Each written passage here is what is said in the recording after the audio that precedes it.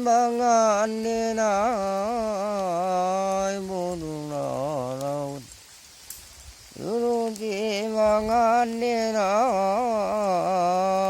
barat kejung Belajar malam kalau tak ada nayun dinai Umur di ladang dinai Kalaulah tidak orang disambarnya orang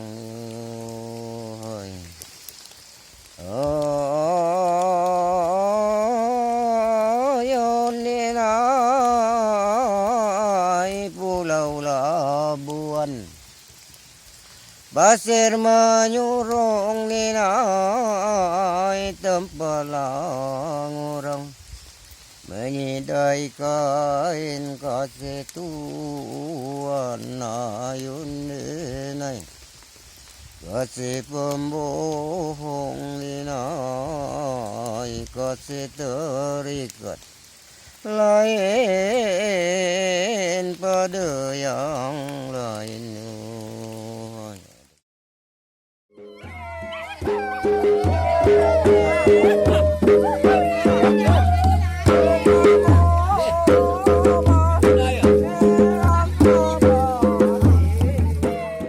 Semah laut merupakan salah satu dari tradisi ritual tahunan yang dilakukan oleh masyarakat Pulau Karimata sejak ratusan tahun yang silam.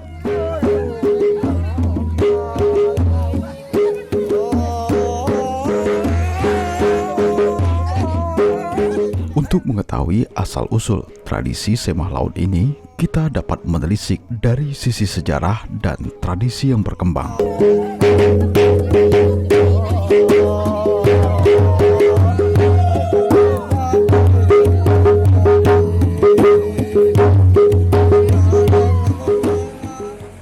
Menurut tradisi tutur yang berkembang di masyarakat, nama Karimata berasal dari penyebutan orang pendatang yang bertujuan untuk mencari permata. Namun lama-kelamaan kata Pulau Cari Permata kemudian bergeser menjadi Karimata saja.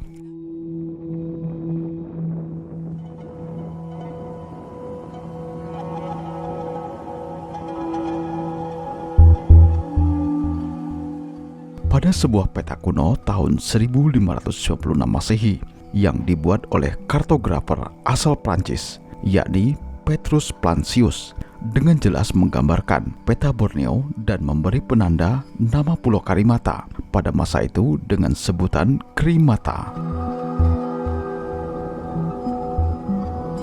Sementara itu, jejak peradaban di Pulau Karimata sudah tercatat pada masa awal kerajaan Tanjung Pura pada abad ke-13 Masehi, sebagaimana tertulis dalam sebuah manuskrip dari Kerajaan Sukadana Baru atau Sukadana New Brussels yang ditulis oleh Tengku Said sebagai juru tulis kerajaan yang pada masa itu menuliskan tentang sejarah kerajaan Sukadana, Matan, Simpang, dan Karimata, lalu kemudian ditulis ulang dan dilengkapi oleh Von de Wall pada tahun 1835 Masehi.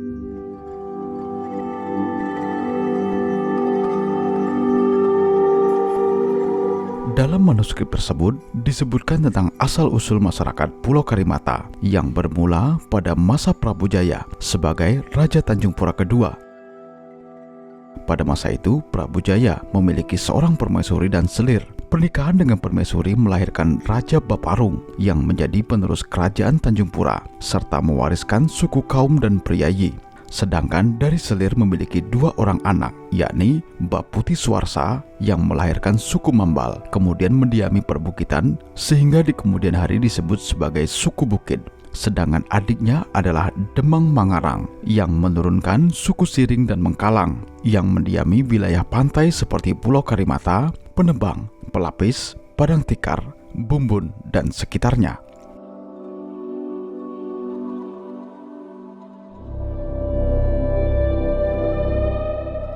Selanjutnya, keturunan Demang Mangarang yang melahirkan suku Siring dan Mengkalang ini lebih dikenal dengan panggilan orang Maya karena mereka menamai salah satu pulau yang mereka diami dengan nama Pulau Maya. Saat ini menjadi nama Kecamatan Pulau Maya yang merupakan wilayah Kabupaten Kayong Utara, Kalimantan Barat. Karena Pulau Karimata sebagai tempat yang strategis, maka sering menjadi tempat aktivitas, bahkan pernah menjadi sarang dari para kelompok lanun atau yang dikenal dengan nama bajak laut. Tercatat beberapa kelompok bajak laut pernah bermarkas di Pulau Karimata dan sekitarnya.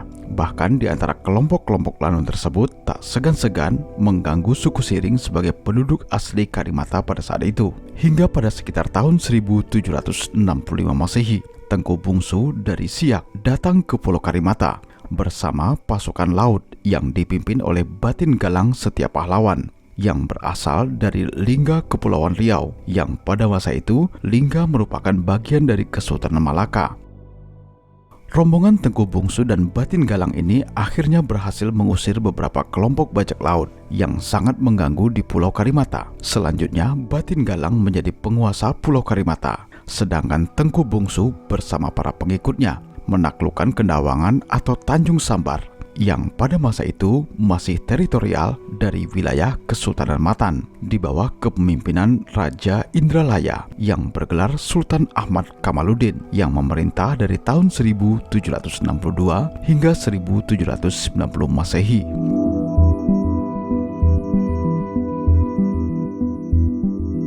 Hubungan baik Batin Galang dengan Kesultanan Matan dibuktikan dengan pengiriman upeti secara berkala. Namun kemudian pada tanggal 23 November 1822, Pulau Karimata melepaskan diri dari kekuasaan Kesultanan Matan dan bergabung dengan pemerintah Hindia Belanda. Akibat hal tersebut, hubungan Batin Galang menjadi memburuk dengan Kesultanan Matan. Akhirnya, pada bulan Desember tahun 1827, sebanyak 22 perahu bersenjata dari Kesultanan Matan menyerang Pulau Karimata dan Batin Galang terbunuh dalam pertempuran tersebut. Selanjutnya Tengku Ja'far sebagai adik dari Tengku Akil Kerajaan Sukadana Baru atau New Brussels kemudian ditetapkan oleh pemerintah Hindia Belanda menjadi penguasa baru di Pulau Karimata dengan membangun pemukiman lama di Sungai Palembang. Kemudian berlanjut sampai pada masa pemerintahan Republik Indonesia dan hingga saat ini.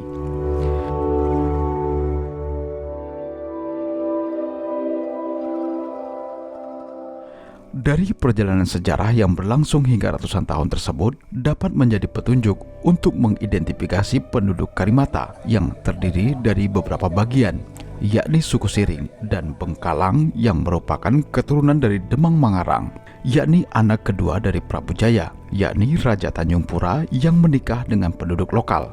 Kedua adalah keturunan dari para suku Irlanun sebagai penguasa perairan Karimata yang berasal dari Sulu atau Filipina saat ini. Dan selanjutnya adalah keturunan Batin Galang yang berasal dari Kerajaan Lingga dan keturunan Tengku yang berasal dari Kerajaan Siak, serta para pendatang lain yang berasal dari pulau sekitar seperti Pulau Belitung, Bugis, bahkan Cina dan lain sebagainya. Interaksi masyarakat Pulau Karimata yang berasal dari berbagai latar belakang selama beratus-ratus tahun kemudian membentuk sebuah budaya yang unik. Salah satunya adalah tradisi ritual semah laut yang saat ini masih dipertahankan oleh penduduk Karimata, khususnya Desa Padang, Kecamatan Kepulauan, Kabupaten Kayung Utara, Kalimantan Barat.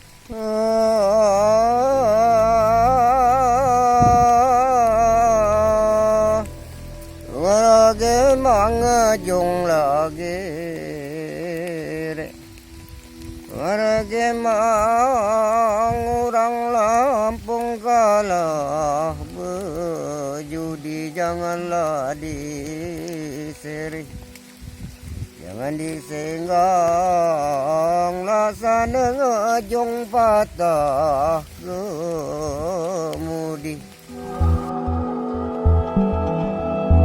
Dalam tradisi semah laut sendiri terdapat beberapa perkawinan antar budaya, baik penduduk pendatang maupun pribumi yang terlebih dahulu mendiami Pulau Karimata. Hal ini dapat dilihat dari beberapa hal, di antaranya adalah dari mulai penamaan tradisi semah laut, tarian, musik, syair, dan peralatan ritual serta istilah-istilah yang digunakan oleh para pemimpin ritual dalam acara semah laut.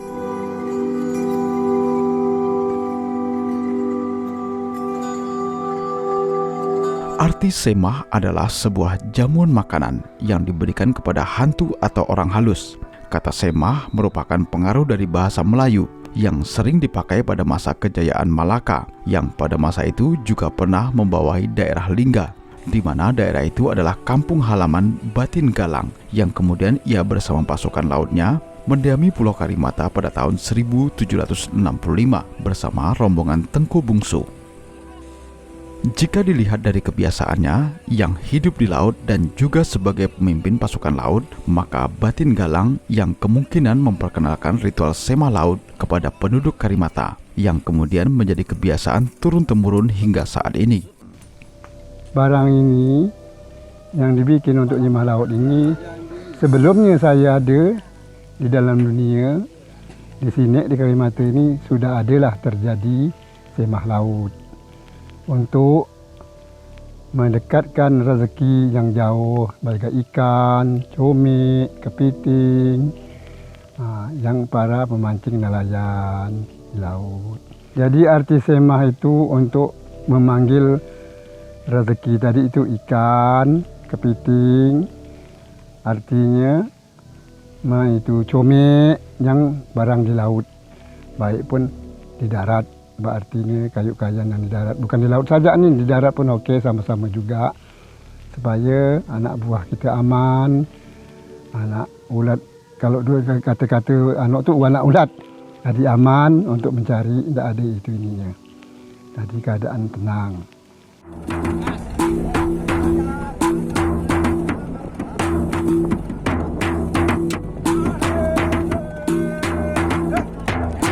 Dalam acara semah laut tidak dapat dipisahkan dengan tarian dan musik serta syair yang selalu mengiringi, baik dalam acara pembukaan hingga arakan dan pelepasan jung.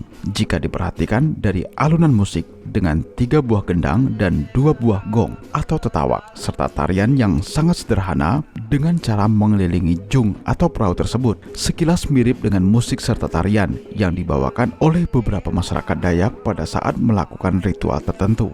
Misalnya kita ambil contoh, suku Dayak yang paling dekat dengan wilayah pesisir adalah suku Dayak Simpang dan suku Dayak Kayong.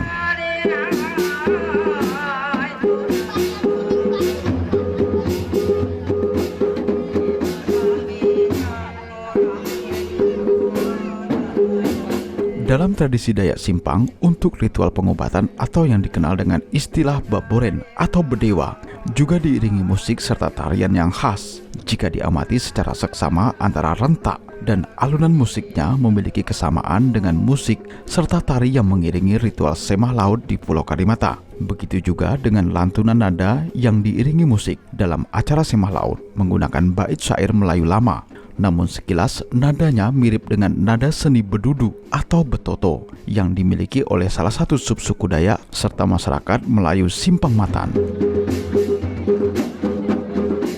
Tampaknya dari satu paket musik, tarian, dan syair yang mengiringi ritual acara semah laut di Karimata ini memiliki hubungan yang erat dengan beberapa tradisi yang ada pada subsuku Dayak serta Melayu Simpang Matan.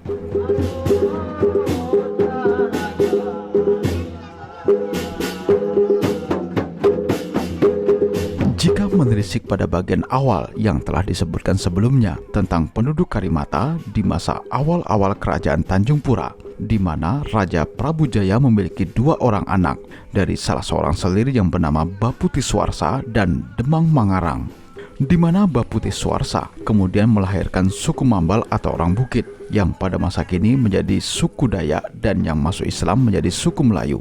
Kemudian Demang Mangarang melahirkan suku Siring dan Mengkalang yang mendiami kawasan pesisir dan kerap disebut sebagai orang Maya. Saat ini mereka menjadi bagian dari rumpun besar suku Melayu. Pada masa itu, baik keturunan Baputi Swarsa dan Demang Mangarang masih memiliki tradisi dan budaya yang sama, walaupun berbeda tempat tinggal.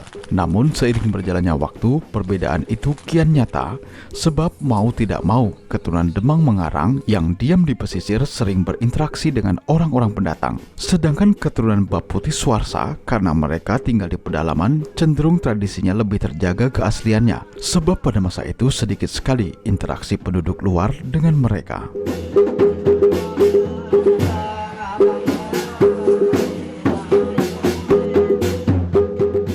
Dari teori tersebut diduga tarian dan musik serta lantunan lagu dalam mengiringi acara Sema Laut di Karimata saat ini memiliki akar budaya yang sama, sebab berasal dari keturunan yang sama, yakni Trah Prabu Jaya yang pada masa itu menjadi penguasa Tanjung Pura.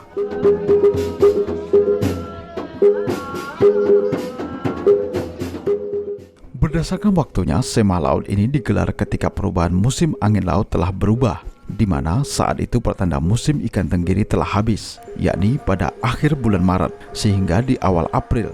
Ritual Sema Laut ini biasa dilakukan sebagai wujud syukur serta harapan terhadap musim tangkap ikan selanjutnya.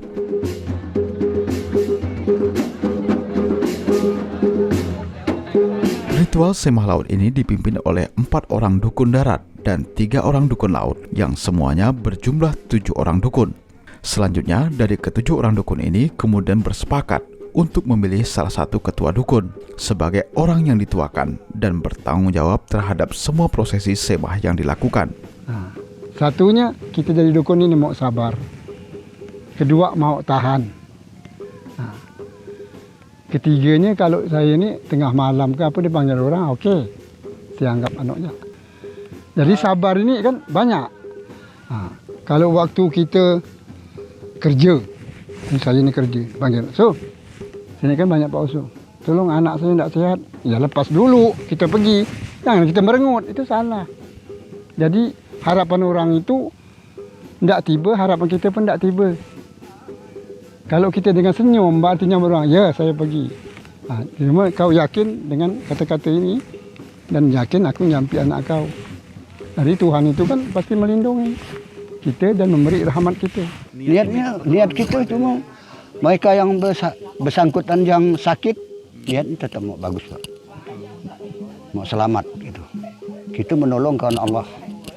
Bukan untuk guna-guna yang tidak tentu wudu itu.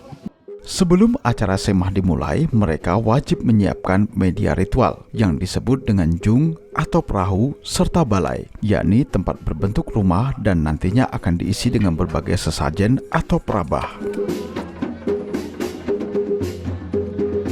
Untuk membuat jung dan balai ini dilakukan oleh orang-orang keturunan Siring serta Mengkalang yang juga disebut orang Maya. Sedangkan pembuatan sesajen atau perabah ini dipimpin langsung oleh ketua dukun bersama pendampingnya atau yang disebut sebagai pebayu. Proses pembuatan perabah ini memakan waktu 1 hari penuh dari mulai pagi hingga menjelang sore. Setelah semuanya selesai, maka ketua dukun akan memeriksa kembali satu persatu perabah yang ada. Jadi pertama, endak ya, sirih dan rokok berdampingan ini. Lilin, ini lilin. Lilin. Ini gombeknya, gombek keminting. Telur ayam mana telur ayam? Telur ayam. Ada berapa butik ini? Ada 2, 3, 4, 5, 6, 8 butik telur ayam untuk laut darat. Okay. Okey, dan ini nasi moncong namanya, ini nasi moncong. Nah, kuning, hitam, hijau. Ini apa ni? Dadu. Ini putih, merah, hijau. Nah, rokok dengan sirih ini sama banyaknya. Artinya laut dengan darat tu sama. Lipat darat tu lipat sila namanya. Lipat ini adalah lipat moncong, ini adalah untuk di laut, ini adalah sila ini untuk di darat. Kalau yang putih ini adalah untuk orang yang di darat. Tapi di laut juga dikasih juga. Enggak ya, orang yang penunggu rumah itu enggak ya. Yang hitam ini pasti orang yang di laut, orangnya orang hitam. Orang di karang, orang di selat-selat pulau, itu orang hitam. Yang merah kuning ini untuk di pulau-pulau, misalnya Pulau Buan, Pulau Serutu, Itu dipanggil semua tuh, yang mana tercakup di Pulau Karimata. Jadi setelah itu memanggillah orang itu, jadi orang itu dipanggil, orang pulau-pulau itu yang penghuni-penghuninya, bukan anak-anak saja, raja-rajanya dipanggil untuk mengunjung kita. Itulah sebagai hidangan tadi dikasih. Setelah semua siap, maka prosesi acara semah laut akan dibuka pada malam hari.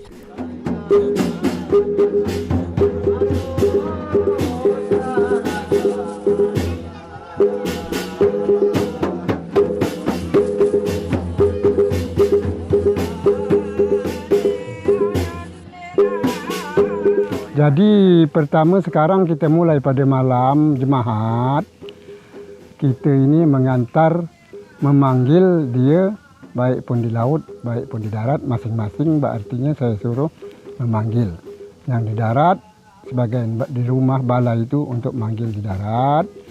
Yang barang tidak kelihat, juga sama juga yang di laut, artinya saya yang memanggil untuk barang-barang yang tersebut tadi, kan?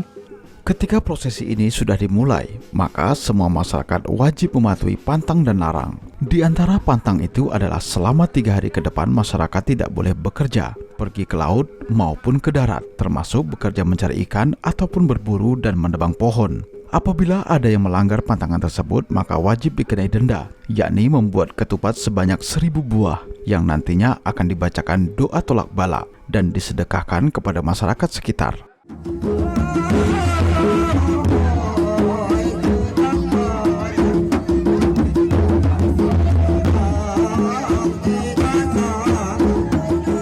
Rangkaian acara ritual pembukaan berikutnya yang dimulai pada malam hari yang ditandai oleh suara musik dari 2 jenis alat musik perkusi tradisional, yakni gendang dan gong. Para dukun berkumpul dan mewakilkan kepada seorang ketua dukun untuk memulai proses sakral dalam acara pembukaan semah laut tersebut. Sang ketua dukun membawa sejenis bokor yang penuh dengan kepulan asap lalu berkeliling untuk mengasapi jung sambil memasukkan bahan-bahan sesajian yang telah dipersiapkan sebelumnya. Pada saat yang bersamaan, para penari dengan kostum yang menutupi bagian kepala hingga badan, layaknya para makhluk halus ini mulai menari-nari di sekitar miniatur jung. Itu memang tujuan nari-nari itu, jadi meriahkan. Bahasanya datangnya orang halus yang tidak diduga dan tidak disangka itu. Dia datang berarti dengan pujuk rayunya kita itu, nari-nari itulah. Dan kita tak bisa ngomong dengan dia. Jadi kita terpaksa nari-nari, kawan-kawan nari itu sebagai suka hati, berarti tamu datang.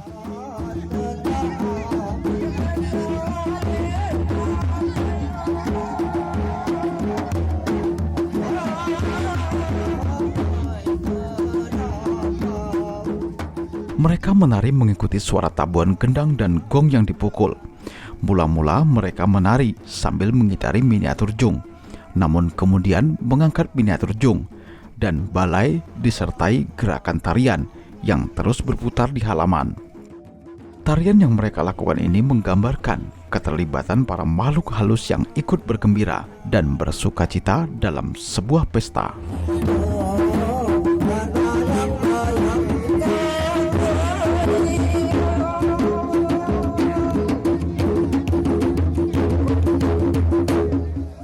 Mengabarkan sirik. Sirik perbuatan ini.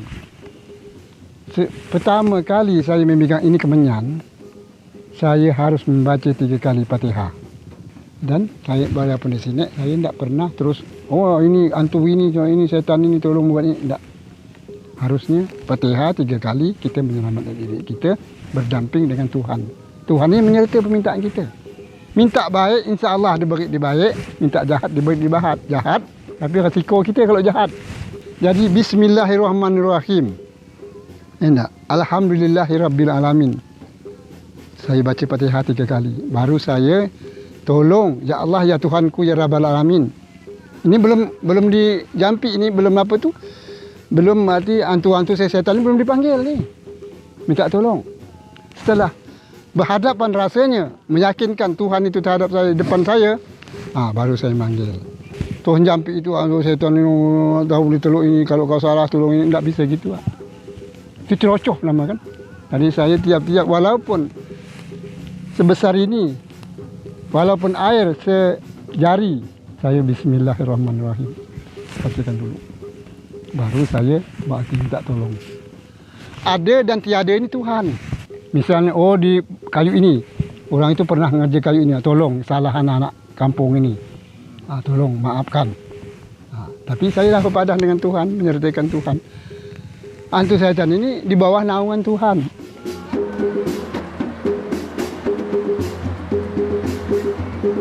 Pada keesokan harinya, para dukun dan peserta ritual berkumpul dengan membawa perlengkapan masing-masing. Untuk kelompok yang dipimpin oleh dukun darat akan membawa balai dengan mengelilingi Pulau Karimata serta menyinggahi beberapa lokasi yang dianggap keramat. Sementara kelompok yang dipimpin oleh ketua dukun akan membawa miniatur jung untuk langsung menuju ke Tanjung Serunai, di mana Tanjung Serunai akan menjadi puncak dari pelaksanaan prosesi ritual Semah Laut Karimata pada keesokan harinya.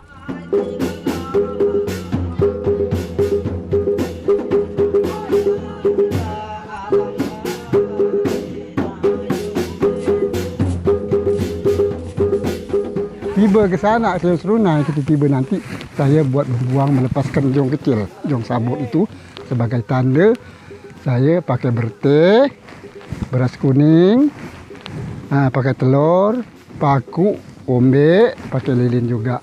Diusap barang itu dilepas. Itu saya sendiri yang melepas, berarti menandakan saya sampai di tempat tujuan.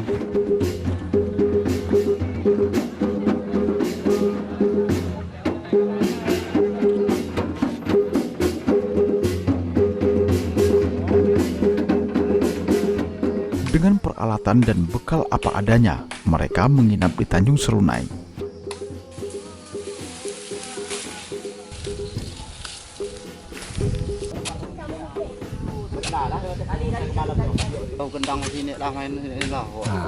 Bermasaknya di situ lah, makannya di Tanjung Serunai itulah. Tinggal laut apa dia mau lah, karang-karang laut itu misalnya isi laut, dia ambil. Kalau dia mau nangkap ikan di laut, ambil untuk makan di Tanjung Serunai. Kalau dia tidak dilarang, emang itu emang anaknya. Soal orang itu sudah dimasukkan di dalam lingkung itu. Pelabuhan Pasir Menyurung. Tempat orang menyampaikan. Kasih Tuhan, kasih pembohong, kasih terikat pada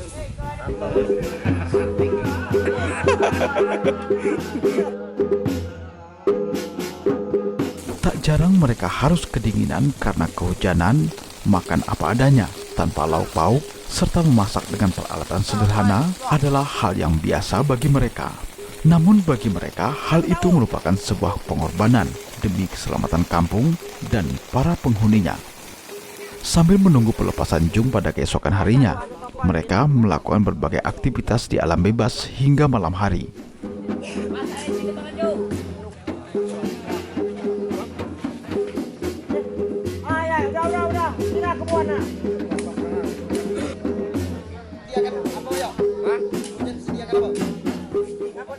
Sementara kelompok pertama yang dipimpin oleh dukun darat dengan misi mengelilingi pulau, mereka pada saat itu sudah sampai di perairan Tanjung Roh.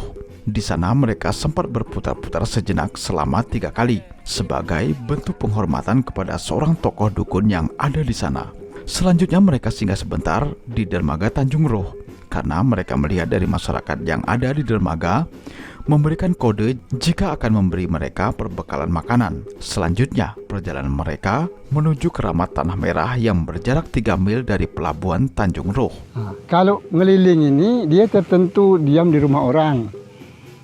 Makan juga dikasih orang. Orang yang nyambutnya di Kelumpang. Tiap tahun, berarti orang sana itu nyambut. Suka gitu kan.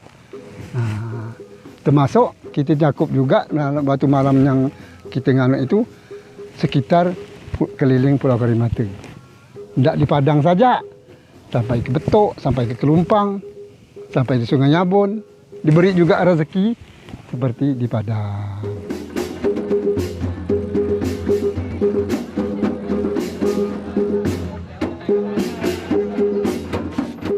Lokasi keramat Tanah Merah ini memiliki pantai pasir putih yang cenderung landai, sehingga perahu tidak bisa menepi atau berlabuh di tepian. Sehingga peserta ritual harus mengarungi air dengan membawa balai serta ancak yang akan dibawa ke atas Bukit Tanah Merah.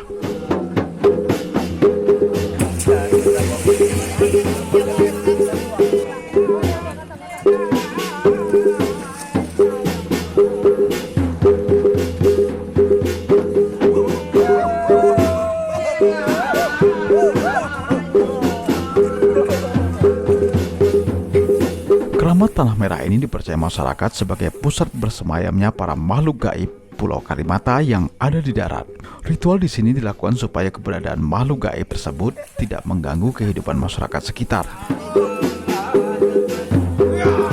Setelah tiba di lokasi Tanah Merah, miniatur balai beserta sesajiannya diletakkan di atas tanah. Kemudian salah seorang dukun membakar sesuatu dengan bantuan sabut kelapa kering. Sementara itu, dukun yang lainnya merapal doa sambil melepas ayam ke bagian dalam balai. Dan ayam tersebut kemudian memakan beberapa makanan yang telah diwarnai. Menurut kepercayaan, berdasarkan warna tersebut menandakan petunjuk tentang kecenderungan rezeki yang akan diperoleh pada tahun berikutnya. Jadi kalau ayam itu matuknya beras, berteh itu rezeki, enggak? Supaya kampung kita makmur, artinya murah rezeki. Kalau dia matuk berteh, berarti itu dia menjaga kampung kita, keselamatan kita. Kalau dia matuk kedua-duanya, dia matuk, arti bersamaan, bergabung. Beras kuning dipatuk dia, berteh dipatuk dia. Biasanya kalau anak itu semacam mas dipatuk dia. Kalau dimakan beras melulu, berteh nggak dikacau dia. Walaupun ada rezeki, penyakit agak ada gitu. Kalau dua-dua dipatuk dia, berteh beras kuning, aman. Rezeki murah, penyakit kan jauh. Setelah prosesi berakhir, mereka pun kembali ke perahu dan melanjutkan perjalanan ke lokasi berikutnya yang berada di Batu Keramat Palung Pauh.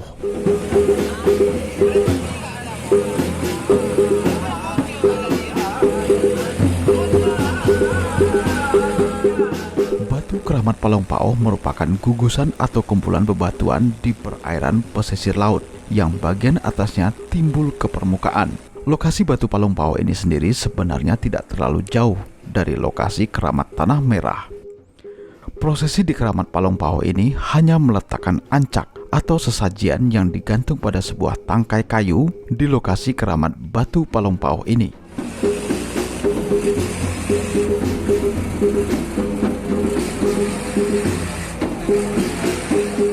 Perjalanan selanjutnya mereka menuju perairan Tanjung Kalong.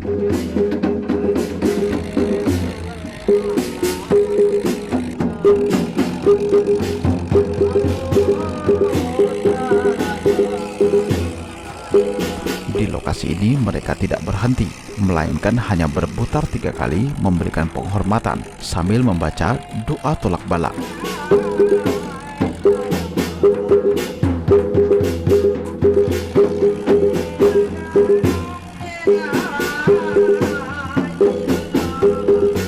Selanjutnya, perjalanan mereka lanjutkan ke Dusun Kelumpang yang masuk dalam wilayah Desa Betok Jaya.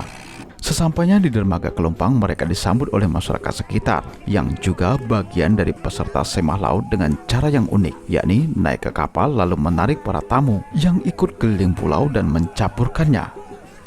Hal ini dimaksudkan sebagai bentuk rasa sukacita. Selanjutnya, para rombongan singgah dan istirahat dan bermalam di Kelumpang sembari menikmati sajian makanan yang telah disediakan oleh tuan rumah.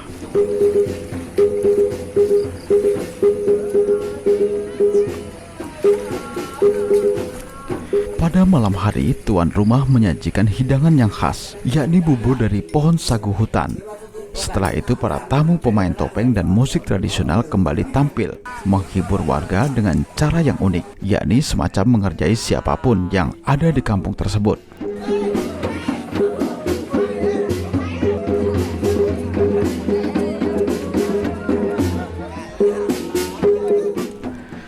Sambil diiringi musik tradisional, awalnya para peserta yang memakai topeng hanya menari-nari biasa. Namun tiba-tiba, salah satu di antara mereka kemudian mengejar penonton atau siapapun. Tak jarang di antara para pemain yang mengguyur para peserta yang lainnya. Bahkan air yang diguyurkan terkadang adalah air comberan atau oli bekas. Tradisi ini bagi mereka adalah hal yang biasa, bahkan seru, sekaligus menegangkan. Bagi siapapun yang terkena siraman air tersebut sudah paham dan tidak ada yang boleh marah. Menurut kepercayaan masyarakat, apabila terkena siraman air kotor tersebut, mereka menganggap sial yang ada dalam diri mereka akan hilang.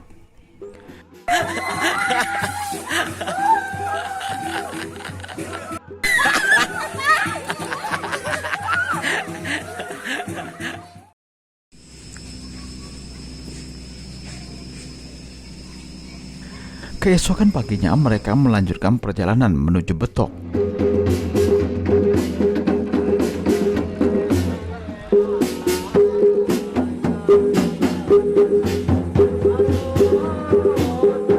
Di perairan Betok, mereka hanya berputar sebanyak 3 kali, lalu kemudian melanjutkan perjalanan menuju Pulau Karimata Tua untuk melakukan ritual selanjutnya.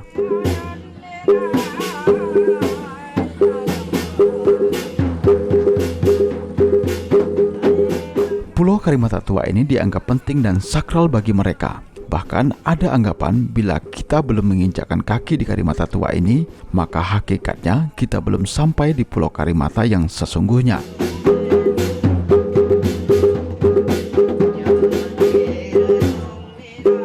Pulau Karimata Tua ini hanyalah bebatuan cadas yang jaraknya tidak begitu jauh dengan Pulau Karimata Besar. Hanya dipisahkan jarak beberapa puluh meter dengan air yang dangkal. Oleh karena itu, para peserta ritual tidak bisa merapat di pulau ini, melainkan harus turun ke air dan berjalan dengan hati-hati menuju Pulau Karimata Tua tersebut.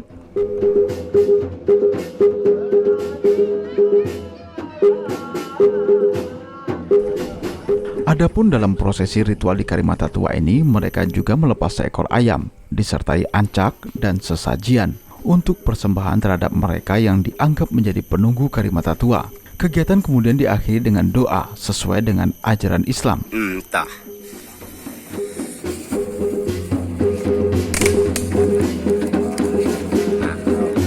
Nah, deh, makanya dia ngolah ayam.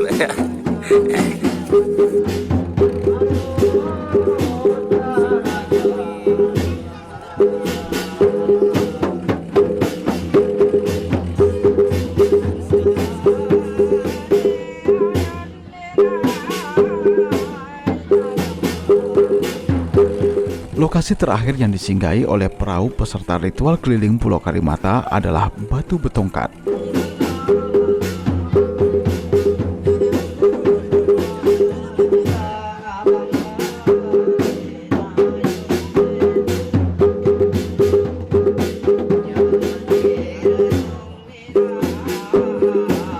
Prosesi ritual di Batu Betongkat ini merupakan prosesi penutup dari ritual di lokasi-lokasi yang dianggap keramat sebelumnya. Di sini mereka memanjatkan doa serta meletakkan ancak dengan berbagai sesajian dan mengambil air dari sumber mata air yang dianggap dapat memberikan berkah bagi mereka.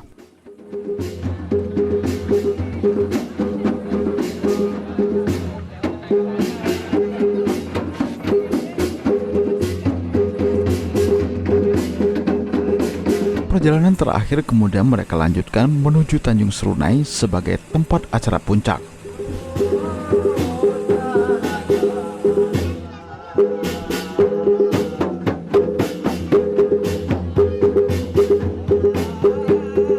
Sementara itu, di Tanjung Serunai, kelompok ritual yang dipimpin oleh ketua dukun telah bersiap-siap sejak pagi hari. Menunggu kedatangan yang mengeliling, balai ini kan ngeliling satu malam, lalu sore dia datang, nanti kita jam 1:30 ataupun kurang lebih 1:30 lah, baru kita melepas jong tersebut.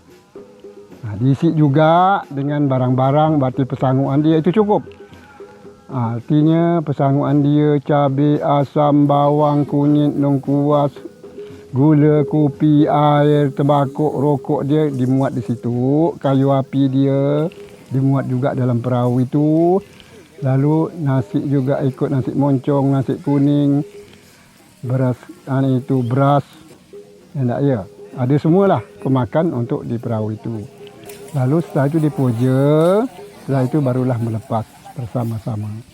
Siang itu mereka akan melakukan pelarungan miniatur jung sambil menunggu rombongan yang melakukan keliling pulau. Sesekali mereka menabuh alat musik tradisional. Para penonton pun sudah mulai banyak yang berdatangan menyaksikan detik-detik acara puncak Semah Laut.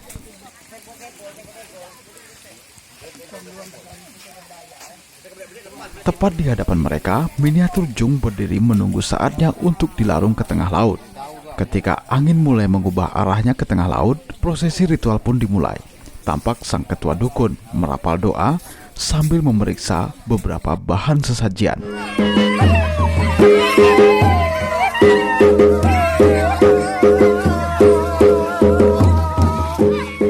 Beberapa orang kemudian mengangkat miniatur jung dan membawanya ke arah laut, disertai dengan gerak tari yang diiringi musik yang khas, dan penonton yang juga turut bersukacita mengiringi serta menyaksikannya.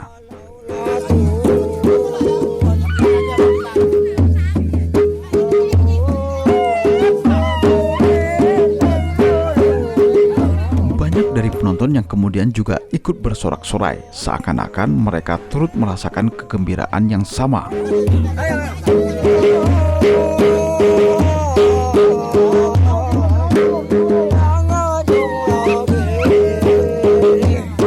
Tidak lama setelah itu, barulah mereka membawa miniatur jung ke bagian pantai yang lebih dalam dan melarungkannya ke arah laut.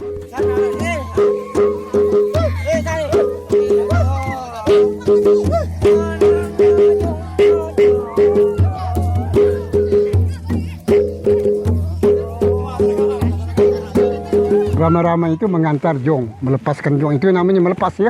Melepas jong. Jadi syaratnya kalau misalnya kurang bahan dia, atau beras, atau gulanya tidak ada di situ, atau cabenya, atau bawangnya kurang, dia pulang semula. Kembali menuju kita, jadi kita periksa. Satu, kalau dia ini lepas karang laut, dia karam, artinya rezeki kita alhamdulillah. Kalau dia terus, artinya macam biasa terus mendapatkan ke batu titi, berarti itu rezeki itu ada sih ada, tapi berkurang lah gitu. Tapi bagus juga kan gitu bah. Tapi bagusnya karam dari dia tidak karam.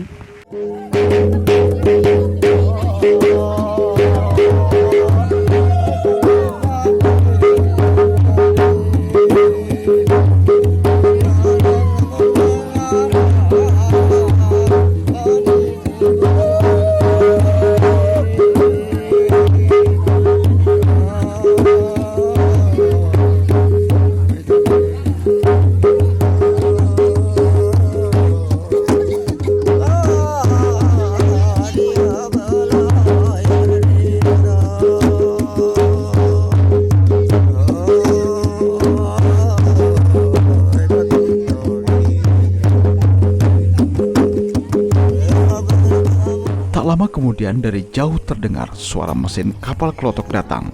Tak lain dan tak bukan, mereka adalah rombongan ritual Semah Laut yang keliling pulau.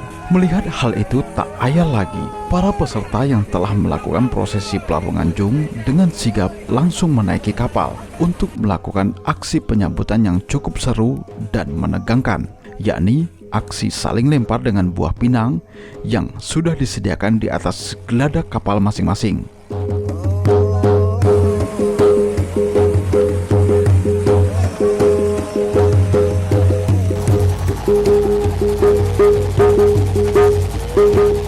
Ketika kapal sudah saling berdekatan, aksi saling lempar dari atas kapal tak dapat dihindarkan. Bahkan beberapa penonton yang sudah berdiri di tepian dermaga juga ikut melempar, sehingga menambah suasana semakin seru dan menegangkan.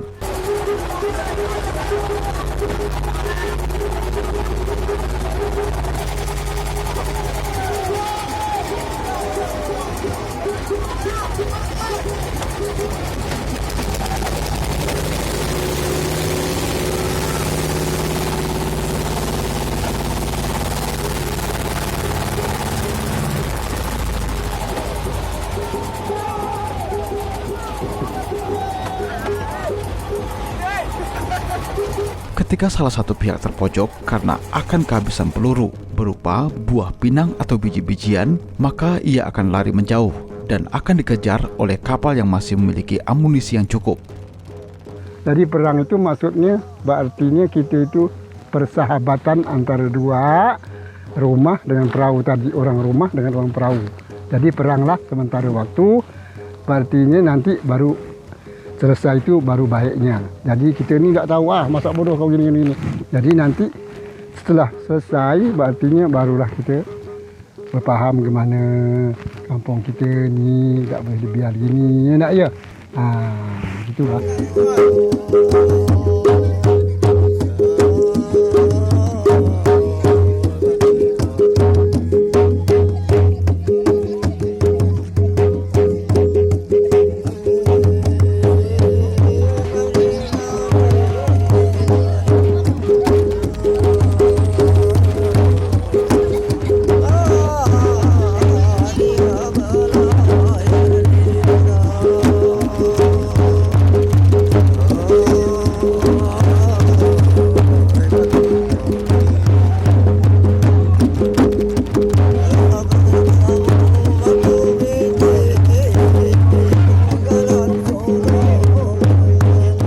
Di dermaga lain pun kadang-kadang juga tak luput dari serangan. Namun semua sudah paham bahwa itu merupakan bagian dari permainan untuk memeriahkan acara Semah Laut. Aksi saling lempar ini sangat seru sekaligus menegangkan, sebab momen ini hanya terjadi setahun sekali dan menjadi bagian dari penutup kegiatan Semah Laut. Dalam aksi lempar-melempar ini, kadang-kadang ada yang cedera, namun mereka tak satu pun yang merasa dendam atau sakit hati, sebab semua sudah berjanji tidak boleh ada dendam ataupun saling memusuhi, sehingga mereka menganggap hal tersebut bukanlah masalah. Menjadikan kalau peperangan ini awal dari pertemuan persatuan kami dari penunggu dengan pengeliling. Sama-sama bonyok. Sama-sama bonyok? Satu kawan yang kena peluru. Oh, itu biasa ke kejadian kayak gitu? Ada yang pecah-pecah itu. Jadi gimana lah kalau udah kena kayak gitu tuh? Nggak mau, harus terima ya. Sip lah pokoknya, perasaannya tuh sip. Kalau untuk kampung sendiri Walaupun yang perang-perang tadi ya? walaupun perang tadi itu sakit tuh terima sendiri lah. Yang penting suka lah dulu. Setelah aksi lempar-melempar usai, mereka bersama-sama kemudian kembali ke titik utama dengan berjalan kaki dari mulai dermaga Padang ke Sungai Palembang dengan jarak tempuh sepanjang 2 km, menyusuri tepian pantai lalu naik ke darat dan pulang ke rumah masing-masing dengan penuh sukacita sebab telah menunaikan gawai rutin tahunan mereka, yakni Semah Laut. Mudah-mudah yang pertama saya baik kampung, nama di sini kan baik kampung Semah Laut. Mudah-mudahan segala-gala itu pertama sekali jauh dengan penyakit, kedua minta murahkan rezeki, dan ketiganya hendak kita patuhilah apa yang kita kerja sekarang ini macam Semah Laut. Yang keempat, artinya berpahamlah siapa untuk ganti saya nantinya. Semah Laut itu. Anak kata suruh saya pun tak nungkat langit bah.